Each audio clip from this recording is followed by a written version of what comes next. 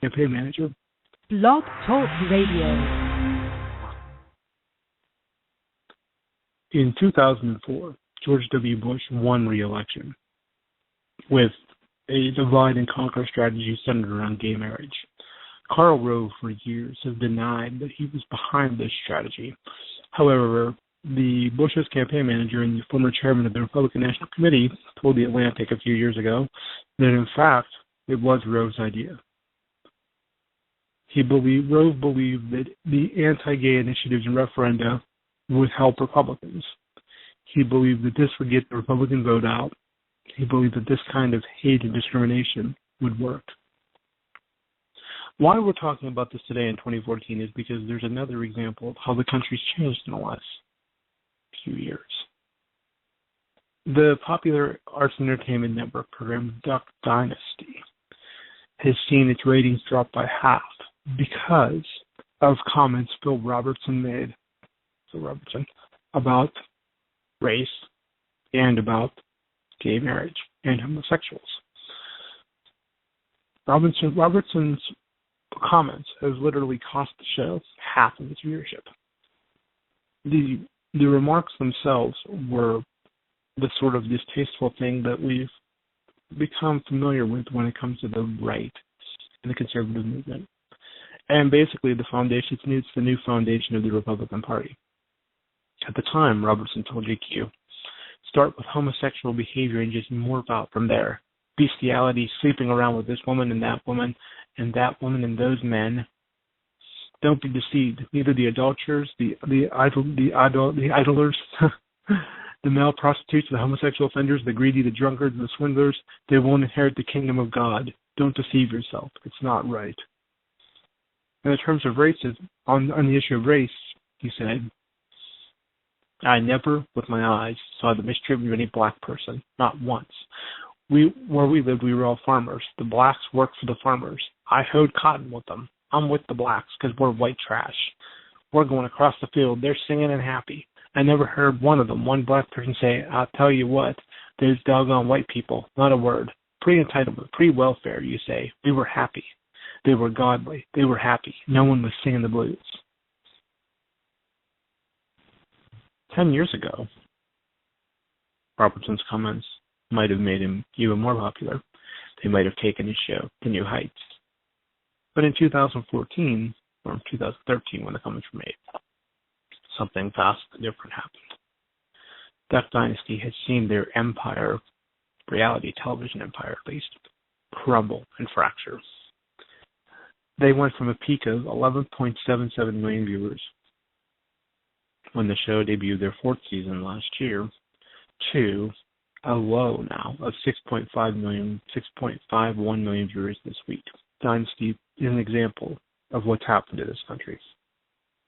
This country has gone from, under George W. Bush, the post-9/11 patriotism, flag-waving, don't say anything bad about America or you're with the terrorist. Remember, you're either with us or against us. The country's changed. The country is now pro-same-sex marriage.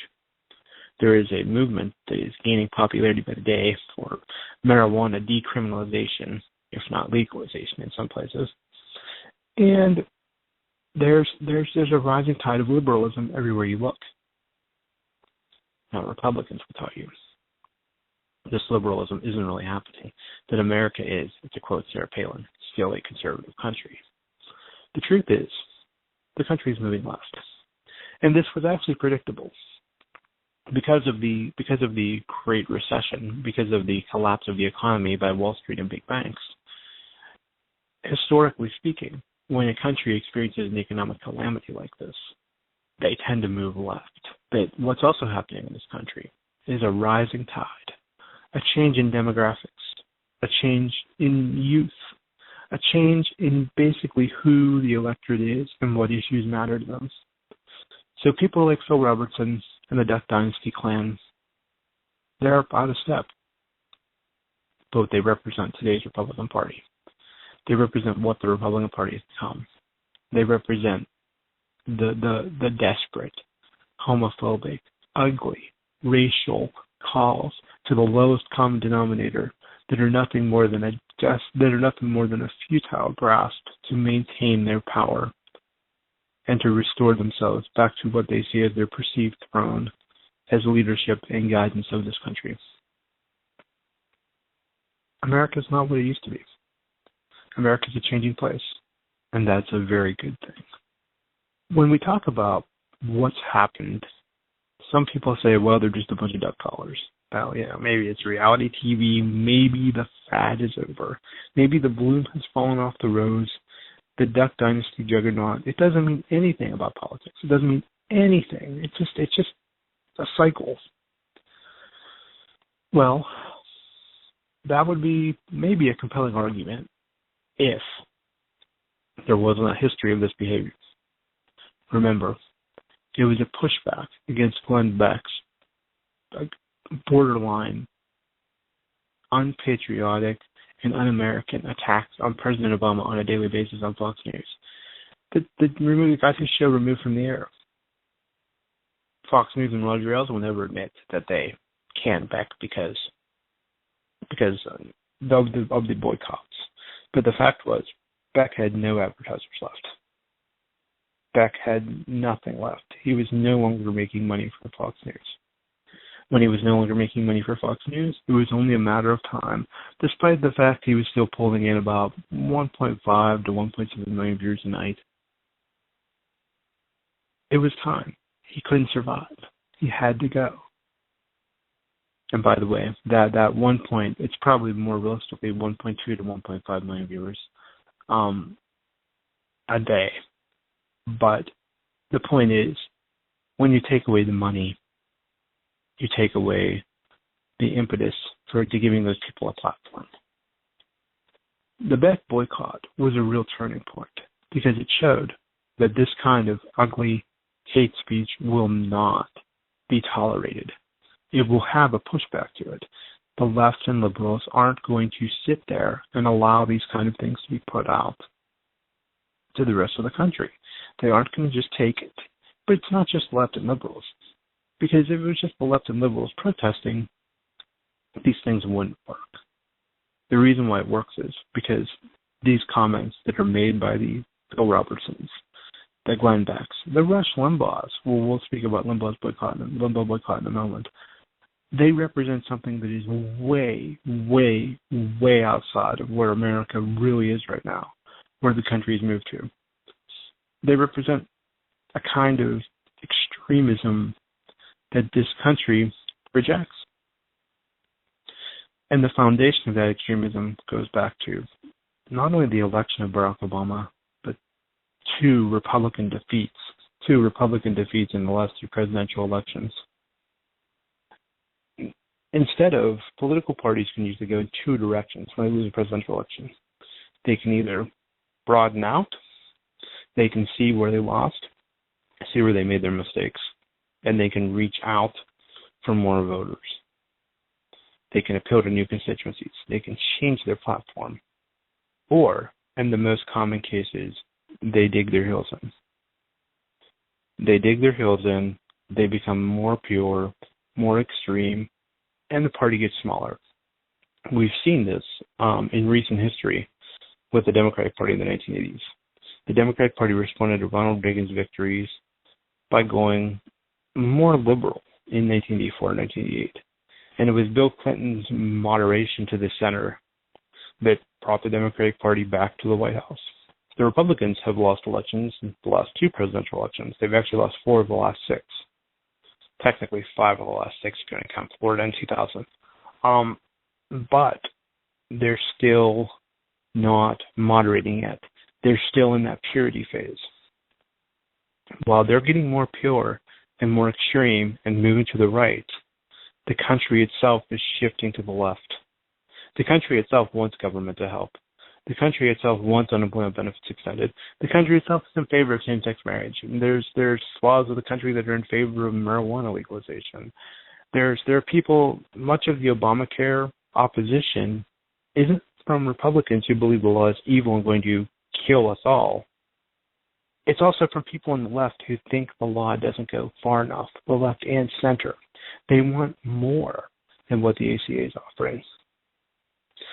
this country is changing. It's changing quickly, and Republicans can't keep up.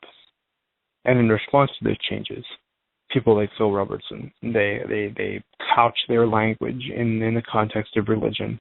And believe me, faith is a wonderful thing. If you want to be opposed to something on faith-based grounds, that's your right. Under the Constitution, you are free to practice any religion you choose or not practice any religion you choose. The problem is whenever people take that faith and they think it should apply to all human beings in the country, and they try to legislate via that faith. Now, in Phil Robertson's case, he was simply displaying his own ignorance and hatred and bigotry and disguising it as religion. But the truth is that the Republican Party today, when they talk about religious freedom is now the new code word for a discriminatory agenda. It's the new code word for controlling women's bodies. It's the code word for denying same-sex marriage. It's the code word for a wide variety of right-wing social issues. Religious freedom is the code word for gutting the public education system. It's the code word for prayer in school. It's the code word for every single social, right-wing, Republican wish list item. So Phil Robertson and what he said, it was not a matter of religious freedom. It was a matter of offensive hatred and bigotry. And it's good for us that the rest of the country has seen that hatred and bigotry, and they rejected it. And they rejected his television program. And they've rejected everything that those people on Duck Dynasty are selling. Because they aren't just some white trash redneck hillbillies. They are millionaires. They are Southern millionaires who, before they grew their beards out and got their reality TV show, were a bunch of preppy white guys hanging out on the golf course. Okay? These were country club Republicans who are playing the part of white trash hillbillies. Hillbillies, I guess, might not be the term for the South, but it applies. This is what's going on here. This is what's changed. Sometimes we wake up in the morning, and I know some of you do. Well, we all wake up in the morning, but some of you wake up in the morning, and you think, this isn't going to get any better. It's hatred, it's bigotry, it's all this stuff coming from the right every day. Well, I'm here to tell you that it is getting better. It is getting better. America is changing. America is moving to the left. You can see it in the evidence. You can see it in how easily President Obama won re-election. You can see it in just the issues that matter and how people feel about them. America is not the same place that the Republican Party thinks it is. They are living in their own America. They are, quote, taking back a country that isn't theirs anymore. It never was. It doesn't belong to them. It doesn't belong to us. It is our country. So whenever you look at the changing side of liberalism, the Duck Dynasty story isn't about a bunch of duck colors. It isn't about a bunch of pretend hillbillies. It's about the changing nature of this country. It's about the fact that Republicans are pushing back against that change.